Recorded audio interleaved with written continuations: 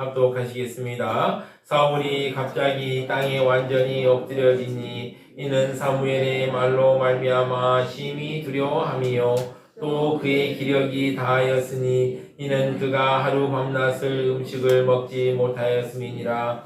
그 여인이 사울에게 이르러 그가 심히 고통당함을 보고 그에게 이르되 여종이 왕의 말씀을 듣고 내 생명을 아끼지 아니하고 왕이 내게 이르신 말씀을 순종하였사오니 그런즉 청하건대 이제 당신도 여종의 말을 들으사 내가 왕 앞에 한 조각 떡을 드리게 하시고 왕은 잡수시고 길 가실 때 기력을 얻으소서 하니 사울이 거절하여 이르되 내가 먹지 아니하겠노라 하니라. 그의 신하들과 여인이 강권하매 그들의 말을 듣고 땅에서 일어나 침상에 앉으니라. 아멘.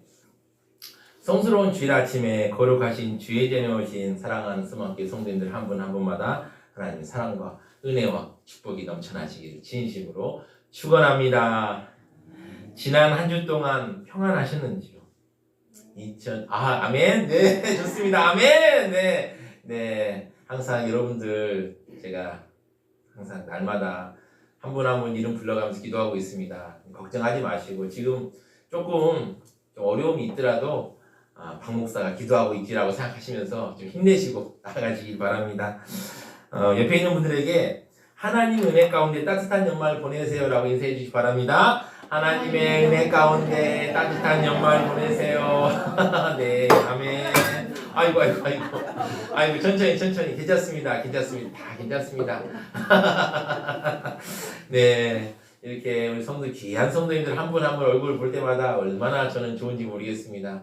한 분 한 분 참 볼 때마다 성경에서 나온 그 말 있죠. 하나님의 얼굴을 보는 것 같다라는 그 말씀 있지 않습니까? 그 말씀이 꼭 제가 지금 느끼고 있는 것 같습니다. 참 오늘은 2024년 마지막 주일입니다. 사실 1년의 마지막 주일인데 사실 지금 나라도 경제도 불안하고 혼란스럽습니다. 세상 속에서 세파를 거치면서 나아가는 성도님들은 저보다 더 피부로 느끼실 거라 생각합니다. 세상에서 우리가 살다 보면 상황이 막 우리를 흔들 때가 옵니다. 평안하면 아무 일도 없지만 또 상황이 어려우면 막 뭔가 마음이 막 흔들립니다. 그런데요, 어떤 상황에도 흔들리지 않는 사람이 있습니다. 어떤 사람은 억울하게 감옥 생활에도 흔들리지 않습니다. 그 중에 한 분이 여러분 들어보셨는지 남강 이승훈 선생 혹시 들어보셨습니까? 남강 이승훈 선생이라고 아주 훌륭한 독립운동가고 또 교육자였습니다. 그는 일제 그가 조작한 105인 사건에 연루되어서 감옥에 갇혔습니다. 이게 이제 나중에 조작했다고 그러더라고요. 105명이 독립운동을 했다. 사실 그렇게 일본에 막 저항하지도 않았는데 그냥 영향력 있는 사람 105명을 엮어가지고 이렇게 감옥에 갇히게 됐죠. 사실 감옥에 갇히면 어떤 마음일까요? 아주 불안하고 힘든 마음 아니겠습니까? 비좁은 공간에서 차디찬 그 바닥에서 사는 일이 쉬운 일이겠습니까? 밥은 제대로 주겠습니까? 겨우 그냥 한 주먹 그냥 조금 해가지고 주고 소금이나 뿌려서 주고 그거 말고는 없지 않습니까? 그러나 그는 마음의 평안을 잃지 않았습니다. 그는 나중에 이렇게 간증하였습니다. 간증했던 거 그대로 제가 옮겨서 말씀드립니다. 감옥에서 어떻게 그리 기쁜지 몰랐어요. 하나님 당신께서 내 머리 위에 계신 것 같았어요. 6사람 가운데 내가 가장 초신자인 모양인데 제일 위로를 받은 것 같아요. 내가 성경을 가까이 하기는 감옥 중에였다고 마침내는 감옥이 조금도 괴롭게 생각되지 아니하였어요 라고 했다고 합니다. 그러니까 좀 약간 나이 드신 분이라 지금 시대와는 좀 과거에 살던 분이라 좀 우리하고 어법이 좀 다를 수 있는데 어떤 뜻인지는 여러분들 다 와닿을 것입니다. 이렇게 흔들리지 않는 사람이 있는 반면에 또 흔들리는 사람이 있습니다. 오늘 사울의 이야기를 통해서 하나님께서 우리에게 주신 영적 메시지가 무엇인지 한번 살펴보려고 합니다. 첫 번째입니다. 두려움에 빠진 사람은 현실 앞에서 무너지고 맙니다. 다윗은 블레셋으로 망명했습니다. 이스라엘 그런데 이게 공짜가 없잖아요. 세상에 공짜가 없죠. 블레셋 사람들이 다윗을 받아들였는데 공짜가 없지 않습니까? 이제 네가 이제 앞으로 이스라엘 전쟁이 나면은 네가 앞장서 싸워야 돼라는 요구를 받게 됩니다. 그리고 고민이 막 생기죠. 어떻게 해야 될까? 다윗은 싸우자니 이스라엘 동족과 싸워야 되고 피하자니 블레셋 사람들과 또 싸워야 되고 이러지도 저러지도 못한 난처한 사정에 빠져 있었습니다. 그런데요, 이때 사울 왕은 더 어려운 상황에 처하게 되었습니다. 사무엘이 죽은 후에 사울은 신접한 자와 박수들을 다 그 땅에서 쫓아냅니다. 지금을 좀 무당이라고 볼 수 있겠죠. 무당들을 다 쫓아냅니다. 그런데 상당한 시간이 지나서 사울은 블레셋과 전쟁을 하게 되는데요. 근데 전쟁의 배경을 제가 한번 말씀드리도록 하겠습니다. 지도 한번 보여주실까요? 여기 이스라엘이 이렇게 있습니다. 이스라엘이 있죠. 이쪽이 바로 블레셋인데요. 블레셋이 그동안은 이 산지를 주로 공격을 해왔습니다. 그런데 산에서 싸운다는 게 쉬운 일이 아니잖아요. 그렇죠. 산에서 막 그 산에 험준한 곳을 다 막고만 있으면 잘 방어할 수 있지 않습니까? 그래서 블레셋이 번번이 패전하고 실패하고 말았습니다. 사울왕은 어찌어찌해서 블레셋 군대를 막아냈어요. 몇 번의 위기도 있었지만 그때마다 아들 요나단 또 다윗 이런 사람들이 등장해서 겨우겨우 막아냈습니다. 그런데 블레셋은 이제 이러니까 얼마나 화가 났겠습니까? 저 별것도 아닌 애들한테 맨날 지다니 화가 났겠죠. 블레셋은 무기도 잘 돼 있고 당시에 최첨단 무기라고 하는 전차도 갖추고 있었습니다. 지금은 좀 탱크 같은 거죠. 갖고 있었습니다. 이제 다음에는 반드시 승리하겠다고 아주 벼르고 있었습니다. 한편 사울은 어땠습니까? 다윗만 죽이려고 막 혈안이 되어서 국력을 낭비하고 있었습니다. 이렇게 시간이 흐르는 동안 블레셋은 착착착착 준비해가고 이스라엘은 약해지고 있었습니다. 이제 블레셋은 생각합니다. 산지를 공격하면 안 되겠다. 그럼 어디로 가야 되냐? 이쪽에 있는 평야지대로 가야겠다라고 생각을 하게 된 것입니다. 평야지대로 가서 이 지역을 공격함으로 여기 보면 여기 갈릴리 지방이죠. 여기가 갈릴리 지방인데 이쪽이 사실 이스라엘에서 제일 풍요로운 곳입니다. 제일 물산도 풍부하고 우리나라는 지금 어딜까요? 호남이라고 보십니다. 호남. 전라도라고 보시면 됩니다. 그러니까 이 지역이 정말 뺏기면 큰일 나는 지역이에요. 그래서 블레셋이 이렇게 공격해서 여기를 막고 이쪽 지역을 자기가 장악하려고 했던 것입니다. 근데 사울이 그걸 가만 볼 수 있을까요? 나라의 큰 중요한 땅이 뺏기는데 가만히 있을 수 있을까요? 그래서 사울도 온 이스라엘의 병력을 다 모아서 이쪽으로 진군해 온 것입니다. 그런데요, 막 군대를 몰고 진군해 왔는데 사울이 쉽지 않은 상황이었던 것 같아요. 4절을 보시면 블레셋 사람들이 모여 수넴에 이르러 진침해 사울이 온 이스라엘 모아 길보아에 진쳤더니 길보아는 길보아 산입니다. 야트만한 산인데 산이 진쳤고 또 블레셋 군대는 전차가 있으니까 평지에 딱 있었습니다. 산이 딱 있어 보니까 블레셋 군대가 너무 많은 거예요. 와, 그러니까 어떻습니까? 두려움이 막 몰려오기 시작하는 것입니다. 이거 어떻게 싸울까? 우리 형편없는 군대로 싸울 수 있을까?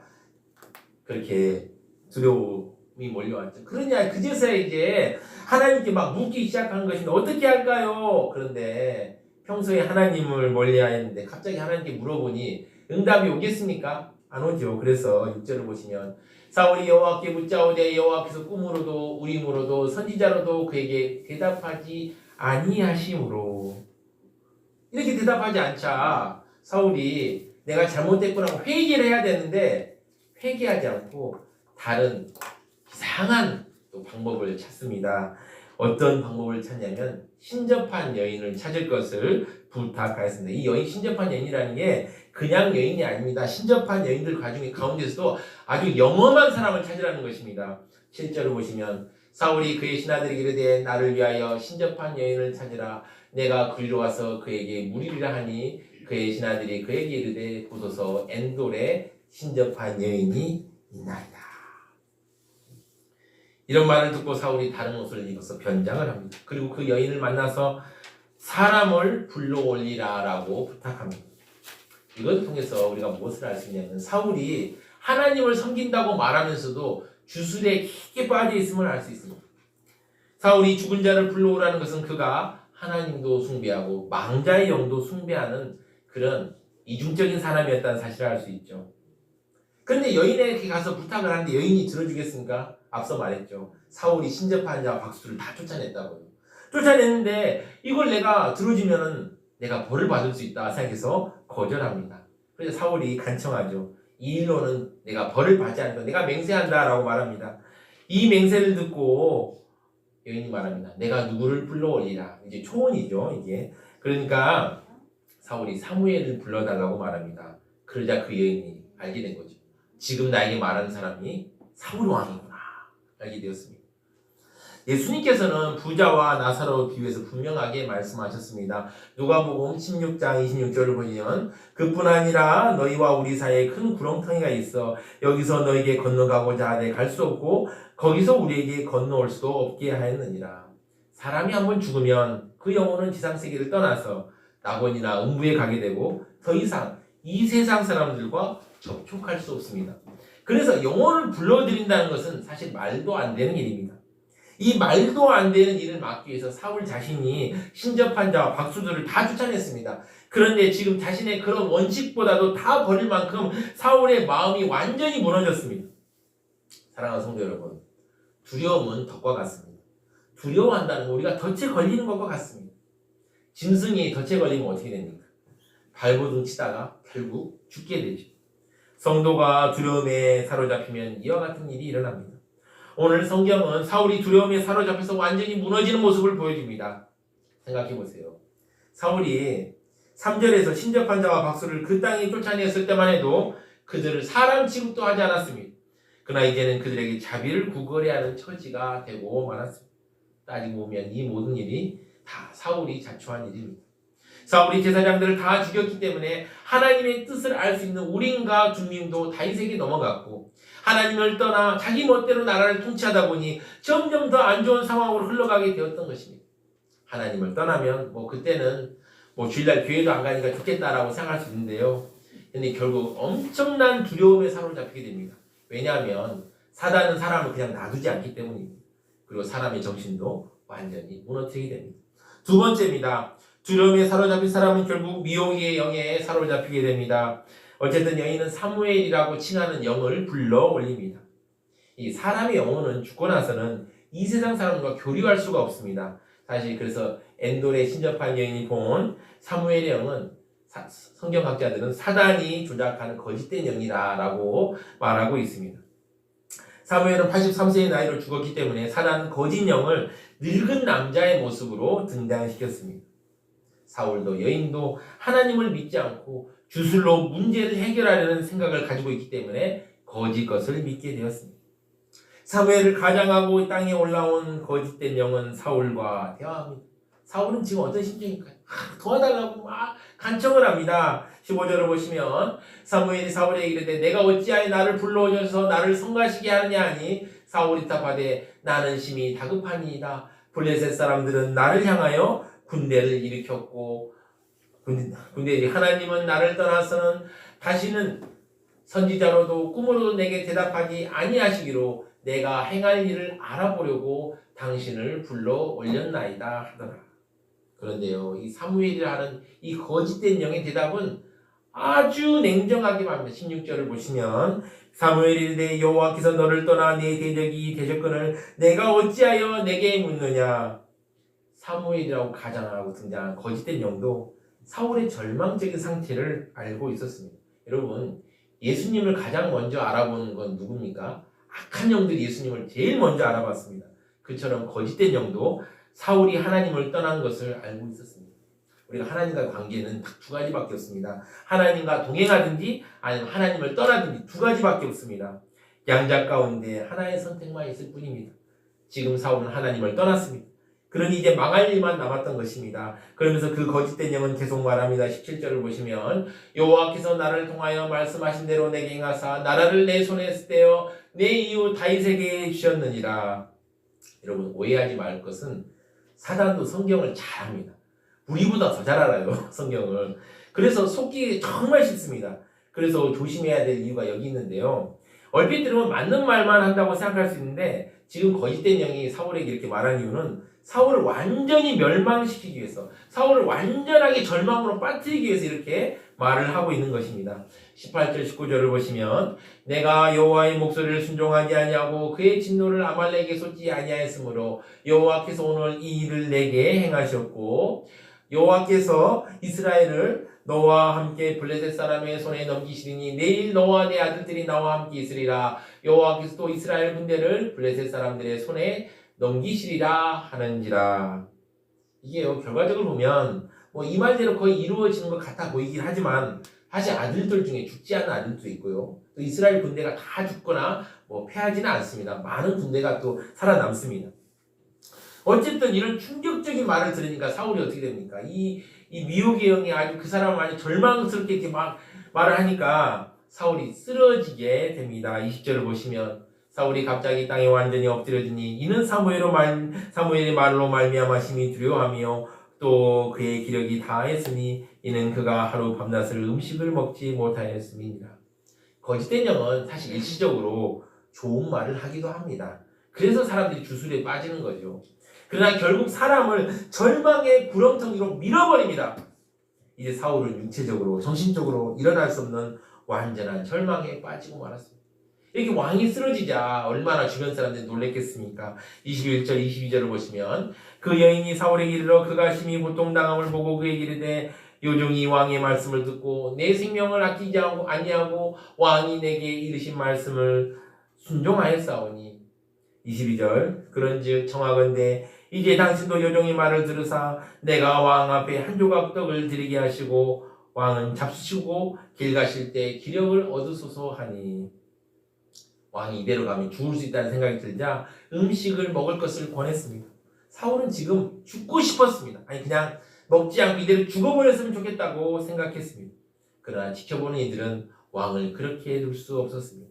23절을 보시면 사울이 거절하여 이르되 내가 먹지 아니하겠노라 하니라. 그의 신하들과 여인이 강권함에 그들의 말을 듣고 땅에서 일어나 침상에 앉으니라.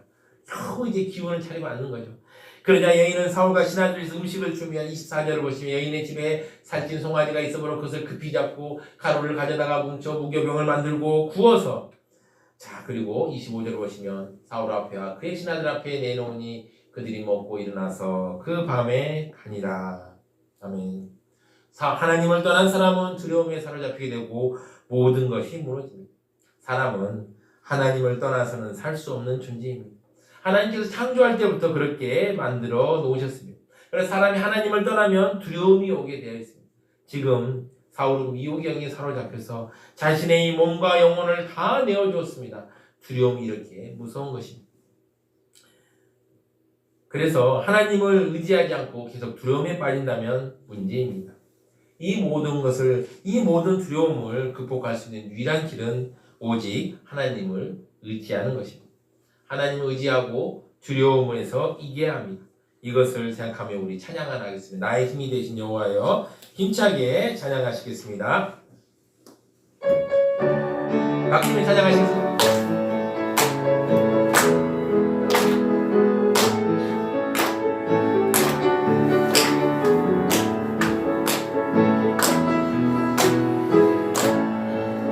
나의 힘이 되신 여호와여, 내가 주님을 사랑합니다.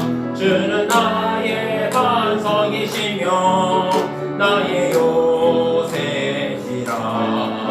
주는 나를 건지시는 나의 주, 나의 하나님, 나의 피할바이시요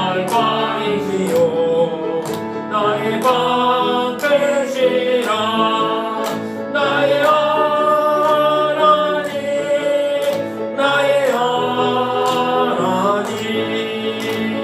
구원의 뿌리시요 나의 산성이라. 나의 하나님, 나의 하나님, 그는 나의 여호와, 나의 구세주, 나의 생명이신 여호와여, 나의 생명이신 여호와여, 내가 주님을 찬양합니다. 주는 나의 사랑이시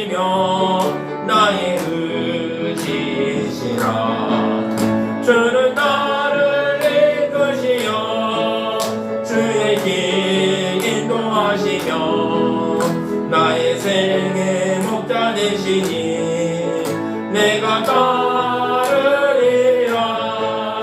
나의 하나님 나의 하나님 생명의 멸류관으로 내게 씌우소서. 나의 하나님 나의 하나님 그는 나의 여호와 나의 구세주. 아멘. 그럼 우리는 어떻게 해야 됩니까? 세 번째입니다. 하나님과 동행함으로 두려움을 이겨야 합니다. 우리 본능을 이기고 하나님과 동행하긴 쉽지만 않습니다. 그러나 하나님과 동행하면 두려움을 이길 수 있습니다. 사울이 하나님과 함께 했을 때 그 선한 때를 기억하고 그 은혜를 잊지 않았으면 어떻게 되었을까요? 이렇게 비참한 처지에 빠지게 되었을까요? 아닙니다. 성경을 보면 사울보다 더 험악한 삶을 살았지만 두려움을 이긴 사람이 있습니다. 바로 요셉입니다. 요셉은 종의 신분이었습니다. 종은 언제 맞아도 언제 죽어도 할 말이 없는 사람이었습니다. 그럼에도 요셉은 보디발의 아내의 위협에 굴복하지 않았습니다. 믿음과 신앙을 지키며 두려운 상황에 빠지지 않았습니다. 요셉의 삶은 참으로 어렵고 힘든 삶이었습니다. 저더러 너도 요셉처럼 살래? 라고 말하면 저는 도저히 못 살겠다고 말할 것입니다. 요셉은 처음에도 하나님과 동행하였지만 죽는 순간까지도 하나님과 동행했습니다. 그래서 두려움을 이겨낼 수 있었습니다. 요셉에게 하나님께서 꿈을 주셨습니다. 그 꿈을 보고 나아갔습니다. 요셉도 개인적인 욕심도 있었을 것이고 개인적인 꿈도 있었을 것입니다. 종으로 외롭게 살아갈 때 그때마다 이 여자 좋은데 좋아하는 여자 종도 있었을 것이고요. 또 요셉을 보고 쫓아다녔던 그런 사람도 있었을 것입니다. 그러나 요셉은 그런 개인적인 욕망에 사로잡히지 않고 오직 하나님과 동행하며 하루하루를 충실히 살아갔습니다. 그 결과 모든 어려움을 이기고 마침내 총리의 자리에 올랐을 뿐만 아니라 총리의 자리를 지키고 아름다운 이름을 유지할 수 있었습니다. 사랑하는 성도 여러분, 요셉이 총리가 되었습니다. 그러면 아무 근심과 두려움이 없을까요? 아니죠. 애굽의 왕은 당시에 하나님과 같은 존재였습니다. 요셉이 조금만 실수하면 언제든 죽거나 자리에 쫓겨날 수 있는 상황이었습니다. 요셉이 하나님과 동행하지 않았다면 두려움이 그를 지배했을 것이고 이 두려움 때문에 하나님을 떠나 거짓된 것에 현혹되었을 것입니다. 그러나 그는 끝까지 하나님과 동행하며 두려움을 물리쳤습니다. 많은 사람들이 두려움을 물리쳐라, 두려워하지 마라 라고 말합니다. 그런데요, 나의 힘으로 물리치려면 우리가 무슨 힘이 있습니까? 아무 힘도 없습니다. 그러나 우리가 하나님과 동행할 때 우리는 두려움에서 벗어날 수 있습니다. 우리가 하나님과 동행하면 누구를 닮아갑니다? 하나님을 닮아갑니다. 하나님은 어떤 분이십니까?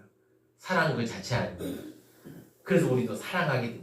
우리가 하나님을 가까이 하고 계속 말씀 보고 기도하며 하나님 예배 자리에 나오게 되면 어떻게 됩니까? 우리 안에서도 그 하나님의 사랑이 전달되고 우리도 주변 사람들을 사랑하게 됩니다. 그럼 어떻게 됩니까? 사랑은 두려움을 내어 쫓습니다. 그리고 우리를 진정한 평안과 안전의 길로 걸어가게 합니다. 미국에서 일어난 일이라고 합니다. 밤 10시경이었는데요. 미국 세인트루이스에 사는 어떤 젊은 그리스도인 사업가에게 그의 사무실 옆에 있는 가구점에서 화재가 발생했다는 전화가 왔습니다. 그래서 급히 현장으로 갔다고 합니다. 급하게 현장에 도착해 보니까요, 저도 그 예화집에서 본 건데 30대 소방차가 막 불길을 끌려고 막 이렇게 노력하고 있다고 그러더라고요. 그런데 이게 속수무책이었다고 합니다. 이 불길이 이 화염에 휩싸인 건물의 옥상으로부터 10m 위까지 치솟았다고 그래요. 그러니까 조금만 가면 이제 뭐 완전히 그냥 큰일 난 상황입니다. 게다가 설상가상으로 이 사업가의 사무실에 뭐가 있냐면 화공약품들이 꽤 많았습니다. 이 불만 나오면 그냥 폭발하는 화공약품들이 많은 거예요. 그래서 야, 이거 어떻게 하냐라고 아찔한 상황인데, 그가 이제 저 같으면 사무실에 못 들어갔을 거예요. 근데 어쨌든 그분은 들어갔습니다. 들어가서 중요한 서류들을 급하게 이제 딱 싸서 한 다음에 무릎 꿇고 기도했다고 합니다. 하나님 지켜주십시오. 모든 일을 하나님께 맡기겠습니다라고 사무실에서 나왔다고 합니다. 그런데 얼마 후 불길은 잡혔습니다. 그런데 참 놀라운 건 그 가구점 건물뿐만 아니라 다른 건물도 완전히 다 타버린 와중에 그의 사무실 그 창문으로부터 2m 떨어진 그 건물까지도 불길이 닿았는데도 그의 사무실은 온전했다라는 그런 이야기를 제가 들은 적이 있습니다. 사랑하는 성도 여러분, 우리의 미래가 아무리 불확실하고 또 어려울지라도 우리가 자신의 모든 염려를 하나님께 믿고 맡기면 그분께서는 놀라운 방법으로 우리의 길을 인도하시고 보호해 주십니다. 그 하나님과 함께 동행하십시오. 우리를 사랑하시는 하나님, 자신의 아들까지도 우리를 위해 내어주셨던 그 하나님, 그분께서 여러분의 평생의 삶을 지켜주실 것입니다. 우리 이걸 생각하며 찬양하나 하겠습니다. 내 평생 사는 동안 주 찬양하리. 생각하시고 찬양하시기 바랍니다.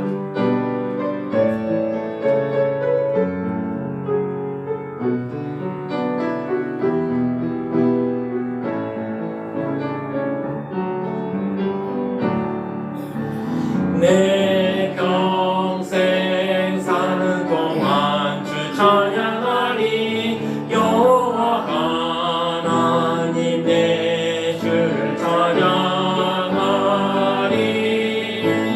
주님을 묵상함이 즐겁도다. 내 영혼 주 안에서 참 기쁘리. 내 영혼아 주님을 송축하라. 내 영혼아 주님을 찬양하라. 내 영혼아 주님을 송축하라. 내 영혼아 주님을 내 평생 사는 동안 내 평생 사는 동안 주 찬양하리. 여호와 하나님 내 주를 찬양하리.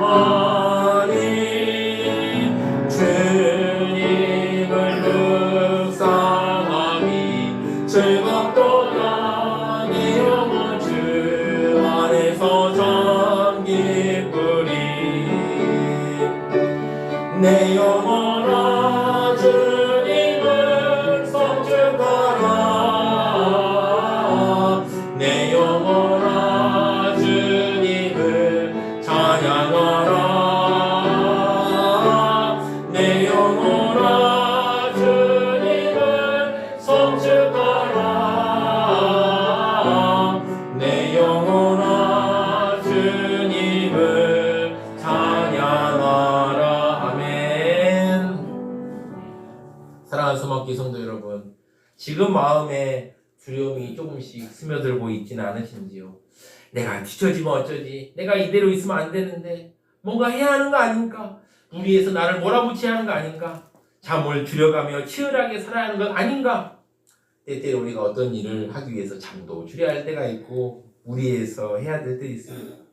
그러나 주님께서 우리에게 평화를 주십니다.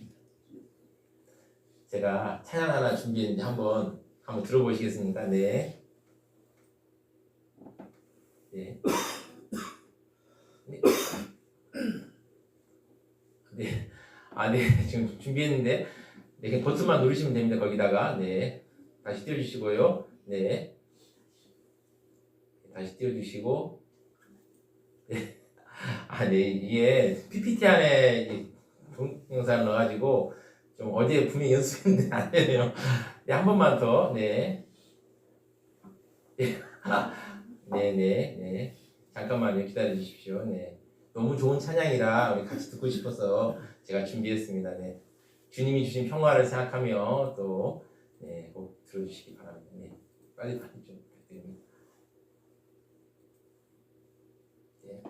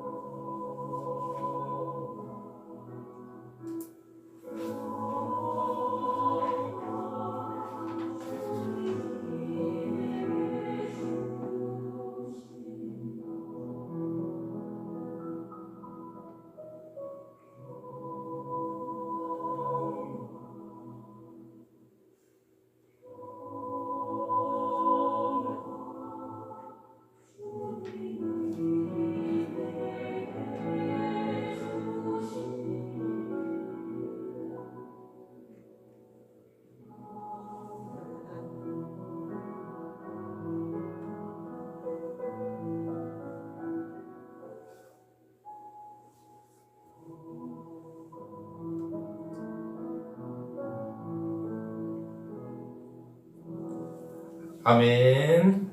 네, 참 좋지요. 이 곡의 작곡가는 백하슬기라는 분입니다. 사진 보여주실까요?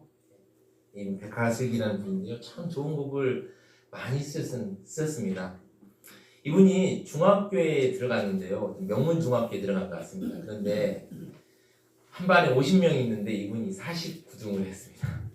50등은 이제 그 야구부라서 이제 어차피 공부 안 하는 친구니까 뭐 어쩔 수 없어서 이분이 49등을 했습니다. 근데 이 성적이요 중학교 졸업 때까지 유지되었습니다. 얼마나 절망했을까요? 인생은 다 끝났구나. 나는 도저히 어떻게 할 수가 없구나. 이 집 이분이 노력 안 하는 분도 아니었습니다. 열심히 하는 분이었는데도 그 점수를 벗어나지 못했던 것입니다. 그는 절망하고 좌절했습니다. 그런데요 하나님께서 그를 위로하고 새롭게 세워주셨습니다. 그래서 그의 음악적 재능을 사용하셨고 지금 정말 아름다운 곡을 정말 많이 작곡했습니다. 이 백하슬기 이분은 우리가 이제 중앙성가나 이렇게 성가 이게 지져보다 보면은 가끔 이름이 등장합니다. 저도 몇 번 그 곡을 불러봤는데 불러보다 너무 좋더라고요. 사랑하는 성도 여러분, 하나님께서 주시는 평화와 은혜를 누리십시오. 신앙생활 거창한 거 아닙니다. 신앙생활을 해야 한다면 뭔가 어마어마한 걸 해야 한다고 생각하시는데요. 그렇지 않습니다. 주님께서 주시는 오늘 하루를 감사하며 기쁘게 살아가는 것입니다. 주님께서 주시는 하루를 감사하며 한 주간도 기쁘게 살아가시는 사랑하는 스마트의 성도님 되시기를 진심으로 축원합니다. 제가 기도하겠습니다.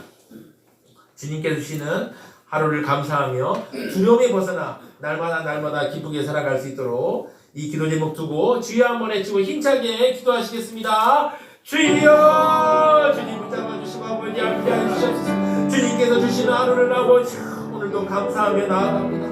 아버지여, 주님께서 주신 하루를 감사하며 아버지여 두려움에 벗어나서 우리 성도들 한 사람 한 사람 날마다 기쁘게 살아갈 수 있도록 주여 붙들어 주시옵소서. 아버지 붙잡아 주시고 승리하게 하시고 나아가게 하시고 아버지 은혜를 더하여 주시옵소서. 우리의 능력으로는 아무것도 할 수 없음을 고백합니다. 주의 능력으로 아버지 할 수 있도록 주여 붙잡아 주시고 함께하여 주시옵소서.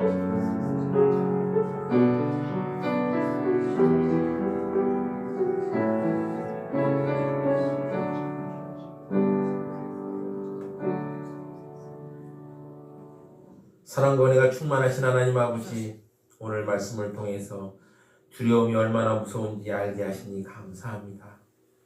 주님께서 주시는 하루를 감사함으로 두려움을 이기고 하나님과 동행하며 기쁘게 살아가는 우리가 될 수 있도록 주님 우리를 붙들어 주시고 함께하여 주시옵소서. 이 모든 말씀 우리 주 예수 그리스도 이름으로 기도드립니다. 아멘.